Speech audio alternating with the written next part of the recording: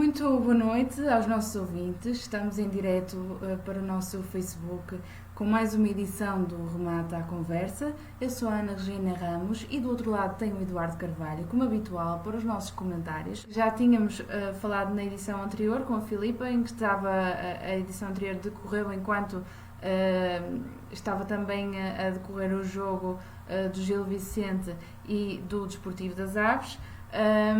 E tinhas falado há pouco um bocadinho sobre a vantagem que o Gil Vicente levou, porque mesmo ainda, enquanto ainda estávamos a gravar, já havia um golo da parte do Gil Vicente. Queres completar um bocadinho esta ideia? Sim, lá está. Eu antevia aqui um duelo muito interessante e importante, acima de tudo, para as duas equipas, mas sobretudo para o Aves. Acho que o Desportivo das Aves precisava de marcar primeiro neste jogo e foi o que não aconteceu. Os gilistas adiantaram-se no marcador, ainda por cima cedo no jogo, e isso facilitou a tarefa, porque a arma que o Aves poderia utilizar contra-ataque foi utilizada pelo seu adversário. E depois a maior qualidade técnica do Gil Vicente, com jogadores como, por exemplo, o Ruben Ribeiro, que é uma contratação fantástica, conseguida no mercado de inverno, entre outros jogadores, como o Lourenço e como o Samuelino também, quando entrou, acabou por fazer o resto, e com espaço, depois do Aves se abrir, com espaço, o Gil Vicente acabou por avolumar o resultado e contrariar esse bloco defensivo que o Aves começou por apresentar neste jogo e que resultou frente aos Dragões. Mas este jogo era um jogo de características diferentes e seria de esperar mais dificuldades em manter o jogo a zero. Por isso, daí eu achar que era tão importante o Aves marcar e marcar primeiro que o seu adversário.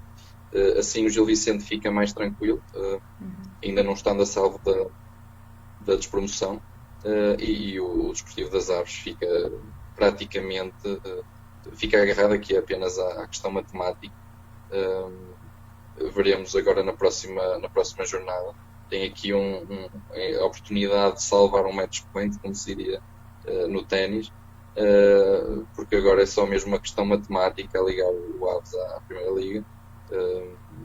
E portanto não vejo aqui um futuro muito maior do que essa esperança até à última, que como é óbvio qualquer equipa tem que ter.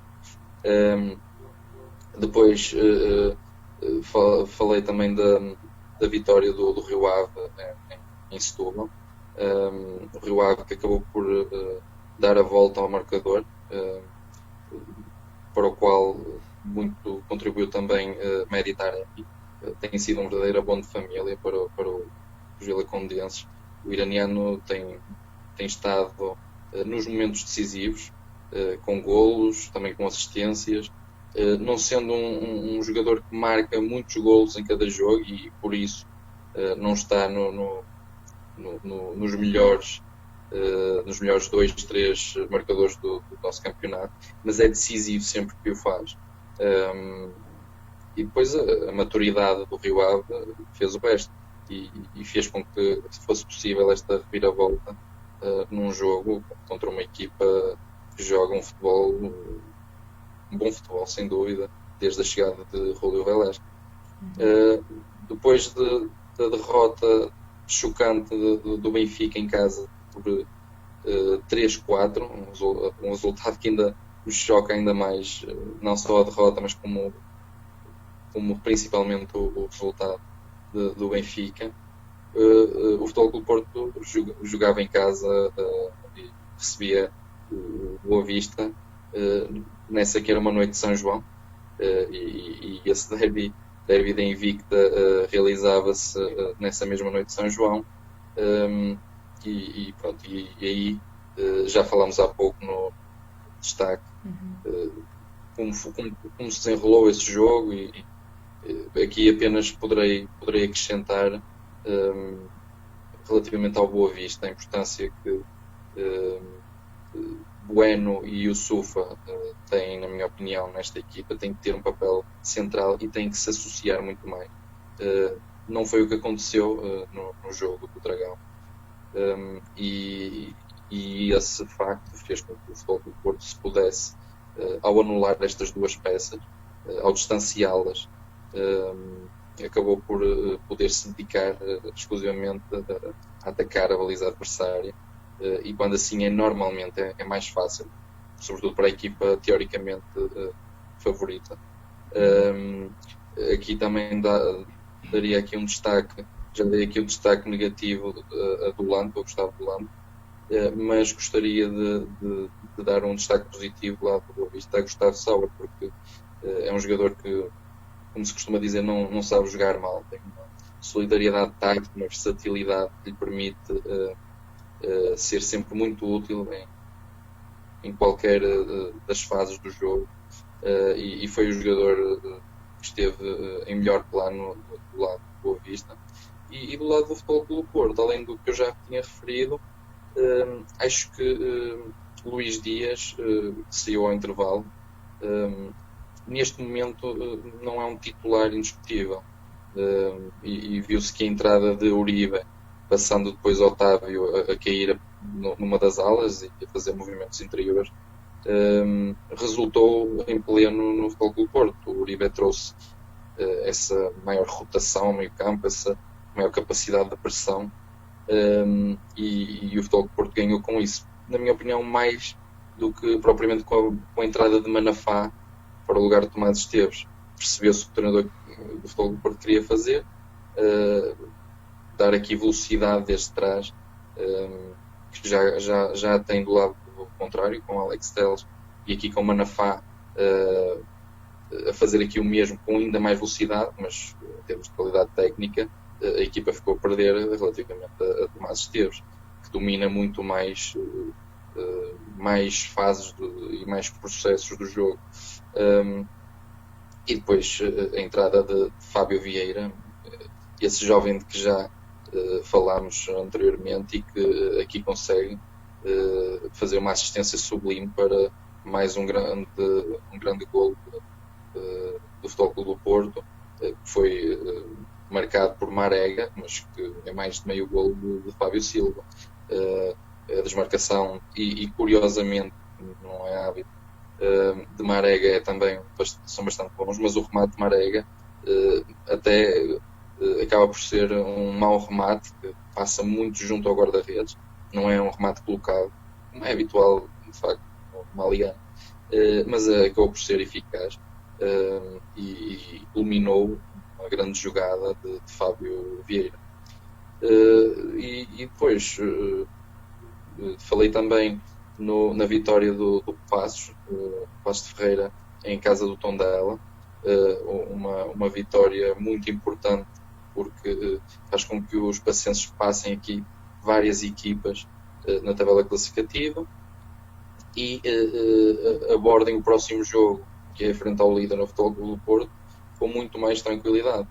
Douglas Tanque foi figura e tem sido cada vez mais importante no ataque dos Cascões, mas eu destacaria aqui um elemento que eu considero um grande jogador, e que foi uma grande contratação do Passos de Ferreira no mercado de inverno, que é Stefano Eustáquio. Uma tranquilidade, uma qualidade técnica de circulação que os pacientes não tinham e não têm sempre que ele não está em campo.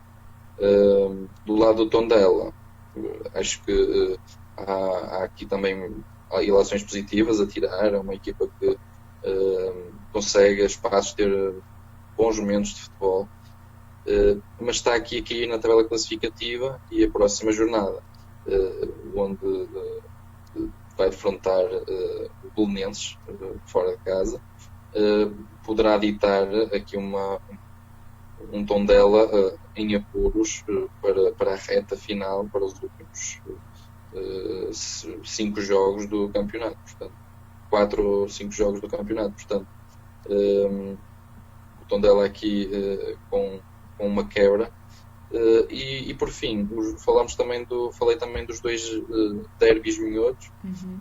o Moreirense-Famalicão. Foi um jogo muito equilibrado, mais do que o que eu estaria à espera. O Famalicão neste jogo não conseguiu ter a superioridade que tem tido em tantos outros encontros, e começou mesmo por perder, por estar em desvantagem durante o encontro. Um gol de Fábio Abreu, mas para mim a grande figura do Moreirense, além do seu treinador, que é sempre para mim primordial, a influência de um treinador é decisiva para qualquer equipa. E Ricardo Soares entrou muito bem no Moreirense. Mas Filipe Soares é de facto um médio de grande qualidade e está certamente destinado a outros voos e tem guiado a equipa a um nível que não se via anteriormente. O Famalicão volta aqui a empatar neste jogo. Já no outro derby minhoto, curiosamente, tinha também empatado, embora em casa. Apesar de são resultados completamente normais e admissíveis, não é? Para uma equipa que inclusivamente é inferior aos seus adversários diretos na luta pela Europa, mas a verdade é que os famalicenses têm que vencer, voltar a vencer se querem manter-se nesta luta titânica que tem sido a luta pela Liga Europa. E a jornada para as equipas da Zona Norte terminou com Sporting Braga, Vitória de Guimarães, que foi um jogo que podia ter pendido para qualquer um dos lados. É verdade que o Braga dominou algumas fases do jogo, como também o Vitória teve supremacia noutras tantas. Aqui eu acho que os dois pontos que foram fundamentais para este desfecho foram aqui a defesa vimaranense, que volta a sofrer vários golos, neste caso 2 golos, neste caso peço desculpa, 3 golos, mesmo tendo conseguido marcar 2 golos ao seu adversário. Não há equipa que resista com tamanha falta de solidez, e eu acho que essa falta de solidez se agravou desde a saída, para mim, da principal peça do Vitória, Tapsoba, e Pedrão, que tem estado também fora da equipa, formava com ele uma excelente dupla, e aí, nessa altura, os vitorianos tinham aqui uma defesa muito mais sólida.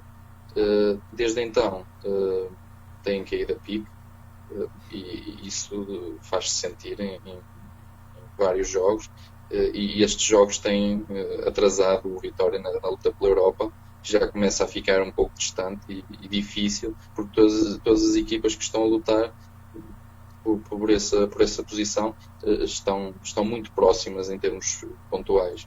E o outro fator decisivo foi a qualidade individual superior dos arsenalistas, que tem aqui vários jogadores de grande qualidade. Acaba por ter grandíssimos talentos a meio campo, e na frente de ataque, que estão no banco de suplentes. Portanto, quando se tem jogadores, um 11 com Ricardo Horta, com Galeno, com Trincão, com Paulinho, tem-se um 11 de nível de equipa grande, e é isso que o Braga tem sido cada vez mais. E Trincão foi decisivo com o seu gol de antologia que há pouco referimos, mas também Galeno, que foi o verdadeiro acelerador de jogo do Braga. É aquele jogador que consegue melhor fazer esta mudança de velocidade e com isso desequilibrar os adversários, e para mim, apesar do golo de Trincão, foi o homem da partida. Queria saber então os destaques que tens desta última jornada, aquilo que mais te destacou, na tua opinião, o nosso remate de Trivela. Comecemos assim. O meu remate de trivela desta semana seria o golo de Trincão. Foi um golo fabuloso, que constituiu o empate 2-2.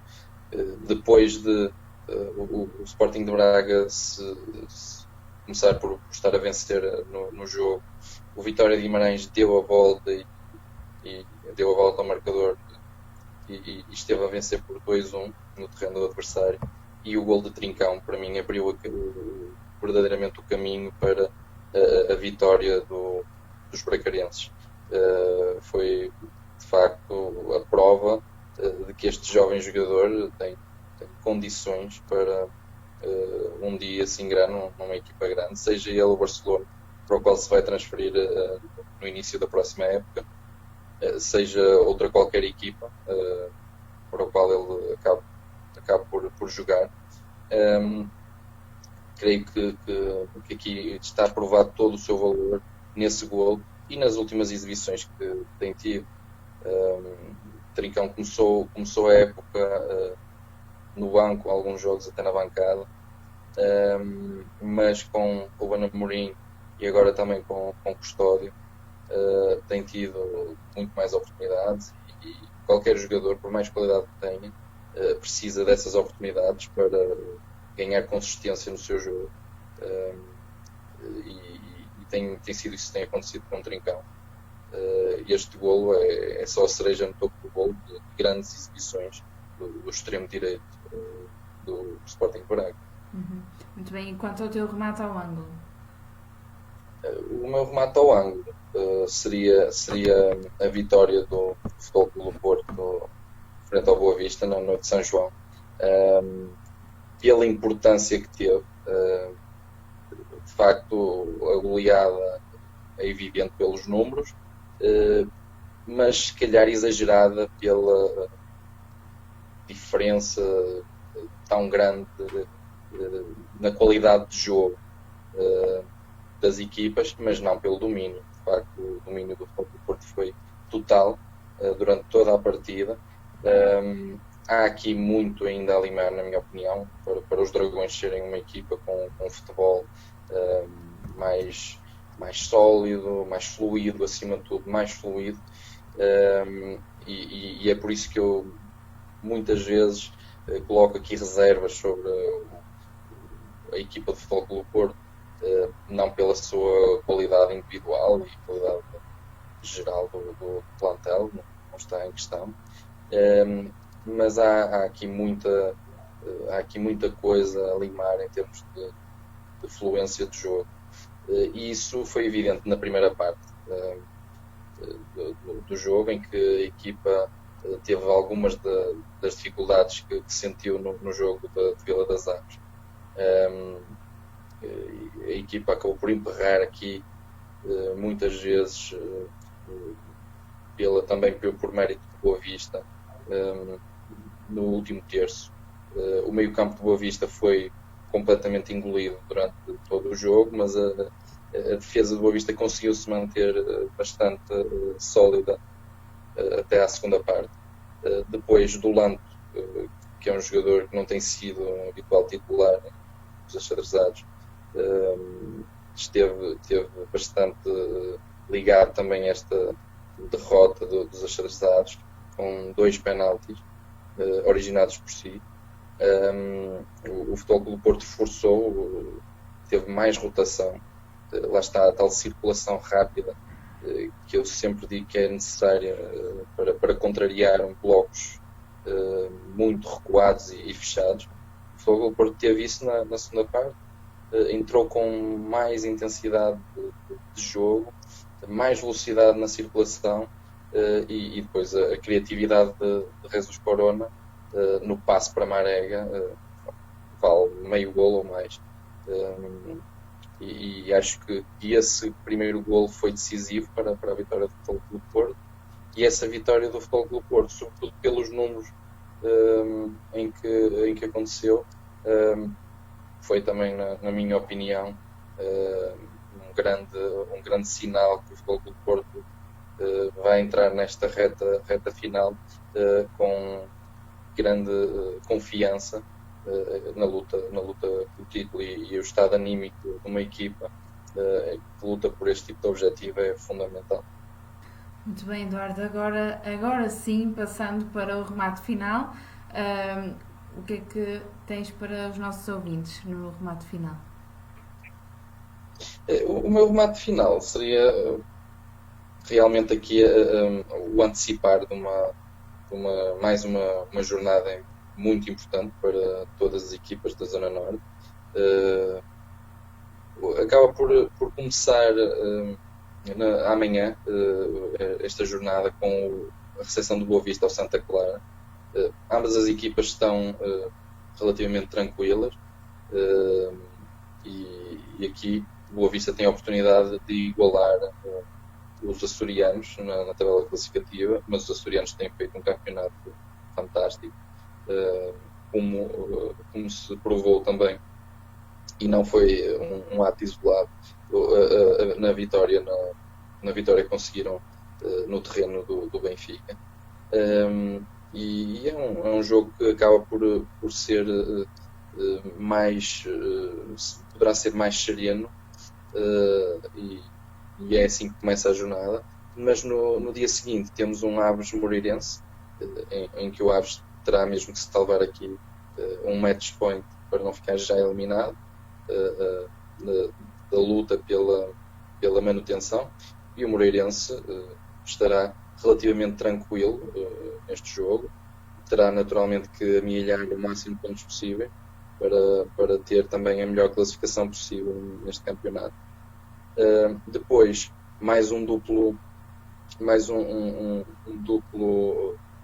confronto que as equipas grandes, que as equipas que estão a lutar pelo título têm nesta jornada, com o Futebol Clube do Porto a visitar o Paço de Ferreira, já depois do Benfica se deslocar à Madeira, ao terreno do Marítimo, e aí, na minha opinião, quem conseguir aqui um bom resultado, ou um resultado melhor que o adversário, poderá ter aqui uma vantagem decisiva no que resta do campeonato. Estamos a aproximar cada vez mais do fim. As duas equipas jogam contra equipas que também estão a lutar pelo mesmo objetivo, a luta pela manutenção. Eventualmente o Futebol Clube do Porto ainda poderá ter uma desvantagem adicional, e uma vez que não haverá público nos dois jogos, a desvantagem adicional do Futebol Clube do Porto é, na minha opinião, o momento de forma do Paço de Ferreira. Além de estar aflito e ter essa motivação, tem a confiança em alta. É uma das equipas que está em melhor forma neste momento no campeonato. Portanto, duplo duelo perigoso para as equipas que lutam pelo título. A seguir, no dia seguinte, o Famalicão joga em casa contra o Portimonense e terá aqui também uma oportunidade única de manter a chama acesa pela Liga Europa. A mesma coisa no caso do Vitória Guimarães, que recebe o Vitória de Setúbal, um duelo de vitórias, e aqui o Vitória também de Guimarães tem também uma das últimas oportunidades para se juntar, ou pelo menos não deixar fugir mais o comboio da Liga Europa, sendo que já começa a ficar difícil se não ganhar este jogo. Ainda nessa noite o Rio Ave recebe o Sporting de Braga, naquele que poderá ser um dos grandes jogos da jornada e talvez aquele que se espera mais atrativo, e as duas equipas têm aqui também a oportunidade no caso do Braga de se aproximar ou até ultrapassar o Sporting no terceiro lugar, mas pelo menos segurar o quarto lugar, mantê-lo a salvo do Famalicão, e a equipa da casa, o Rio Ave, de fazer o mesmo em relação ao Famalicão, em termos de tentar ultrapassá-lo e manter o seu lugar a salvo do Vitória de Guimarães, que certamente nesta jornada não conseguirá sequer igualar o Vila Condense, mas que poderá aproximar-se e reentrar aqui na luta pela Liga Europa. Portanto, vai ser muito interessante e acho que eventualmente o mais bem jogado, porque se antevia mais aberto pela forma como o Carvalhal e também Custódio, que está a tentar dar seguimento ao trabalho de Ruben Amorim, embora com cunhos completamente diferentes, poderá ser realmente um jogo bastante atrativo. E depois, na quarta-feira, o Tondela e o Belenenses vão se defrontar. São equipas fora aqui do nosso âmbito, mas que terão interesse. Portanto, este jogo terá todo o interesse para, por exemplo, o Paços de Ferreira, para Gil Vicente, inclusive para o Desportivo das Aves, porque será um duelo entre equipas que estão a lutar aqui pela manutenção. Será teoricamente em casa do Belenenses, será na cidade de Futebol. E por fim, a visita do Gil Vicente ao terreno do Sporting, mais um jogo muito difícil para os gilistas, que foram das equipas que entraram de uma forma mais atrasada em termos de preparação, em termos de estado anímico, neste fim de quarentena, neste reinício de competição, e desloca-se ao terreno de uma das equipas que entraram melhor, juntamente com o Paços de Ferreira e até Famalicão nos primeiros jogos, e será muito difícil e era importante para os gilistas conseguir pontuar para se manterem estáveis, e não caírem na zona mais aflita da tabela classificativa nesta fase final do campeonato.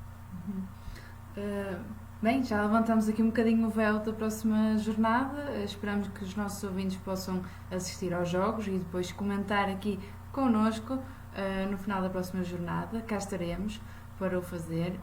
Até lá, contamos que possam aceder às nossas anteriores edições com os nossos convidados e também apenas com o Eduardo. Podem ver tudo, quer na nossa página de Facebook, no nosso Instagram, no nosso canal do YouTube e também no nosso site, onde também encontram notícias sobre outras temáticas, sempre da região norte, em jornalreferência.pt. Obrigada por estarem desse lado. Obrigada, Eduardo, pela tua participação. E pedimos desculpa pelo nosso erro técnico. E cá estaremos na próxima semana. Obrigada e até lá.